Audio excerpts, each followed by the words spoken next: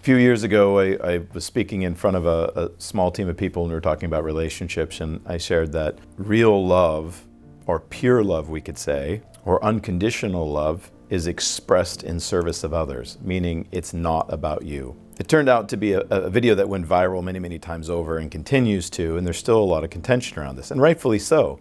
Love is somewhat of an ambiguous, subjective term in our society, and we seemingly have many different definitions and versions of love, and so it can be hard to kind of wrap our head around this idea. And the love I am speaking to is, in the Bible, it's referred to as agape love, or unconditional love, which is expressed in service of the other. There's also philo, which is brotherly love. There is also eros, which is sexual love, which are all different versions and expressions of love. But the love that I'm referring to in context is the love that is in service to other, when you do not see yourself as separate from the other. Love your others as you love yourself, right? And so that comes down to being in service of the other, which also means surrendering your desires, your selfish desires for that person, for what they want. And that could be highly contentious.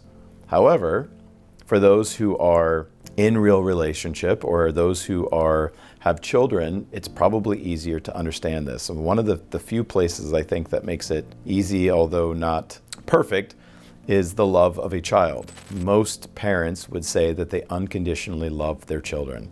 And it almost wouldn't matter what they do, for better or for worse, they love their child. There is a love and bond for your child that is like almost nothing else in the world. That is probably getting pretty close to this idea of unconditional love. But a lot of what we call love in our society is a biochemical reaction that makes us feel good, which is a combination of neurochemicals that makes us feel really good, that we call falling in love, or I fell in love with this person, which makes me probably not sound like much of a romanticist, and I am more than it may seem, but that isn't really love. I mean, that's fun.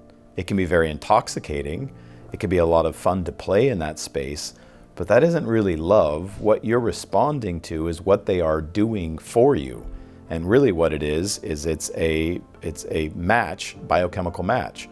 Their behavioral patterns, their speech patterns, how they're showing up in the world aligns with the very things that you want to experience and or feel to create this feel-good concoction in your body that makes you feel euphoric and high and blissed out of your mind. As anybody knows, over time, for most people, that wanes. Like any drug, you need more of it to sustain it, or it changes, and we go from falling in of love to falling out of love. I'm not saying none of that isn't fun, it absolutely is. That just isn't what sustainable relationships are built on. Now, I do know that you can have those experiences over and over again in a sustained relationship that's based on real love, not the biochemical connection.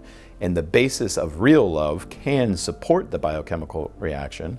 But I think enough of us have lived enough life to know just because I'm feeling all those things doesn't mean I'm with a compatible partner, doesn't mean that our relationship is going to last. It doesn't mean this is who I'm supposed to be with long term. And that's what I was really addressing. And so the confusion is people get dismayed by love or start to question what love really is. And part of it is because the basis of what they think love is not sustainable, and it's not real love.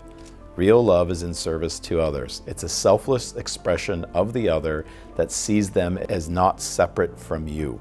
And that's a tough thing for a lot of humanity to get their head around, because most of humanity is still very focused on themselves. As the old saying goes, two egos will never meet. The reason is the egoic mind can only see itself.